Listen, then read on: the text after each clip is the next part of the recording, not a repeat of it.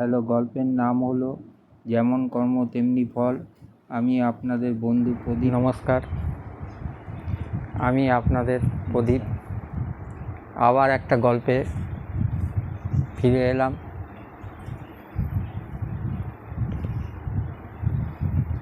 গল্পটার নাম হচ্ছে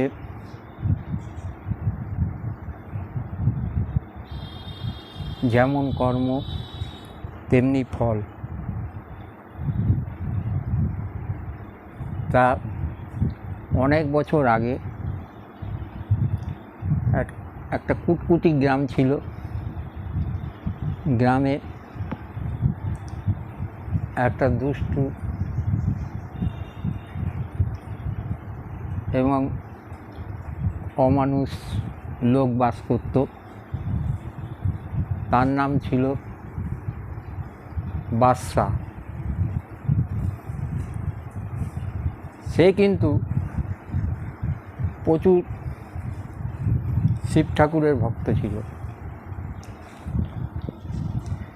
এবং তার নাম ধাম করত, পূজা পার্বণ করত, তার সাধনা সবসময় থাকত। কিন্তু লোকটি কিন্তু অমানুষ লোক ছিল, যাকে ধরে পিটাতো এবং কাউকে এমন মারা মেরেছে হসপিটালের বেডে পাঠিয়ে দিয়েছে। একদিন একটা লোক ভিখারি তার কাছে ভিক্ষে চাইতে এসেছিল।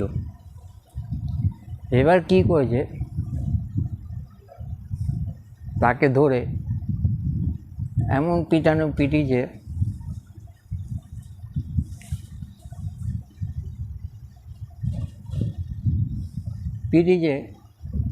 এবং কি করেছে, তার চোখটাকে নষ্ট করে দিয়েছে।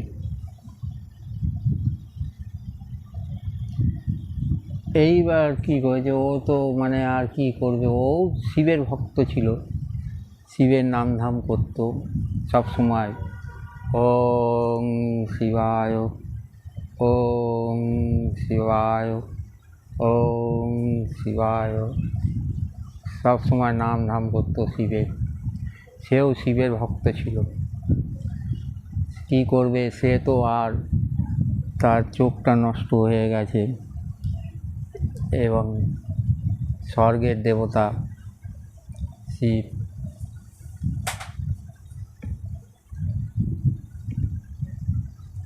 এইবার শিব তার পার্বতীকে বলছে, দেখেছ, ভালো লোকটার চোখ নষ্ট করে দিয়েছে, তুমি বলো এই লোককে আর আমি কি করব। শিব বলছে, ঠিক আছে, তুই চিন্তা করিস না, তুইও আমার ভক্ত, ও লোকও আমার ভক্ত, ঠিক আছে। এই বলে শিব তাকে দেখা দিয়েছে এবং বলে, ভগবান কী করব এখন।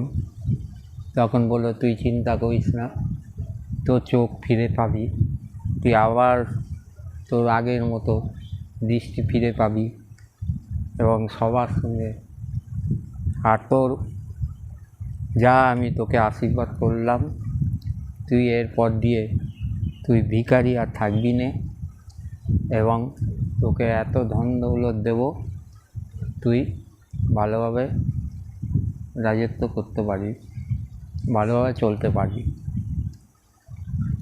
এই বলে তার ভালো লোকটার চোখ ফিরিয়ে দিল এবং সে আস্তে আস্তে চলে গেল। কিছুদিন পর যে দুষ্টু লোকটা, অমানুষ লোকটা, সে রাস্তা দিয়ে বাইকে করে যাচ্ছিল। যেতে যেতে হঠাৎ খেয়াল করেনি বাইকটা যে একটা গর্ত ছিল, গর্তের মধ্যে পড়ে গেছে।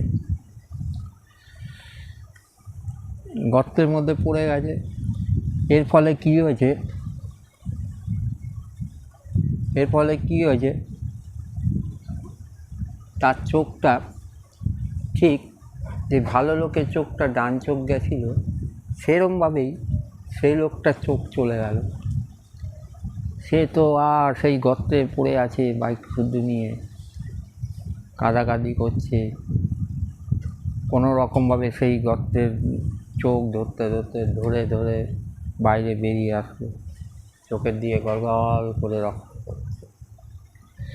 এইবার তো স্বয়ং শিবের নাম করছে, ওং শিবায়, ওং শিবায়, ওং শিবায়, ওং শিবায়।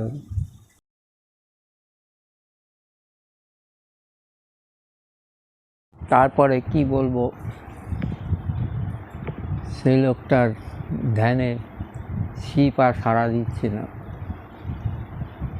শিব তো রেগে গেছে, হ্যাঁ ও আমার ভক্ত, তুমিও আমার ভক্ত, ওই ভক্তকে তুমি, ও কোনো অন্যায় করেনি, কিছু করেনি, তুমি এরমভাবে ওর চোখটাকে নষ্ট করেছো, এবার তুমি বোঝো তোমার কি হয়। ও তো ধ্যান করে দিচ্ছে, শিব আর তার ধ্যানে মগ্ন হচ্ছে না, শিব আর দেখা দিচ্ছে না। এবার কি বলবো, এবার শিবের পাশে ছিল পার্বতী। পার্বতী বলছে, দেখো প্রভু, তুমি তো ওই লোকের ভক্ত, আবার তোমারও এই লোক তোমার নাম ধাম করে, তুমি কেন ওর চোখটাকে ফিরিয়ে দিচ্ছ না? তখন বলছে, দেখো পার্বতী, তোমাকে আমি একটা কথা বলি, এ লোককে যদি আবার চোখ ফিরিয়ে দিই, আবার সেই ওরকম করবে,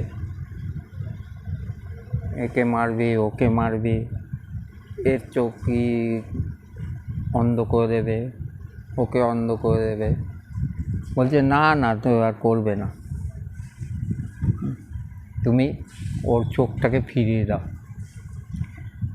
তুমি যখন, এবার শিব বলছে, তুমি যখন এত বারবার করে আমাকে বলছো, দেখো তুমি কি করে ও, ঠিক আছে আমি তোমার কথা শুনে আমি ওর চোখটাকে ফিরিয়ে দিচ্ছি। এই বলে শিব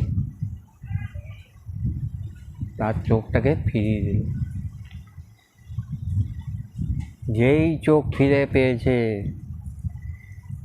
সে তো আবার শুরু করে দিয়েছে, একে ধোকে পেটাচ্ছে, ওকে ধোকে পিটাচ্ছে, ওর চোখটাকে করে দিচ্ছে। তখন শিব তো আরও রেগে গেছে, তখন পার্বতীকে বলছে, দেখেছো পার্বতী, তোমাকে তো আমি বলেছিলাম এ লোককে চোখ ফিরিয়ে দিলে আবার সেরকম করবে। ঠিক আছে, পার্বতী বলছে না, এটা তো ঠিক করেনি, এটা অন্যায় করেছে, তাহলে কি করো?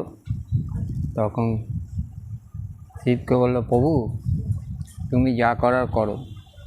এইবার শিব করলো, আবার পুনরায় তার চোখটাকে অন্ধ করে দিল। তাহলে আপনারা বন্ধু বুঝতেই পারছেন, যেমন কর্ম তেমনি ফল পাবে। দেখেছেন, আবার সেই চোখটা চলে গেল। এই বলে আপনাদের আমি গল্পটা সমাপ্ত করছি। এই গল্পটা ভালো লাগলে আপনারা সাবস্ক্রাইবার ও লাইক করে আমাকে সহযোগিতা করবেন। সেই আপনাদের ভালোবাসার প্রতীক প্রদীপ। এই বলে আমি আমার গল্পটা সমাপ্ত করলাম।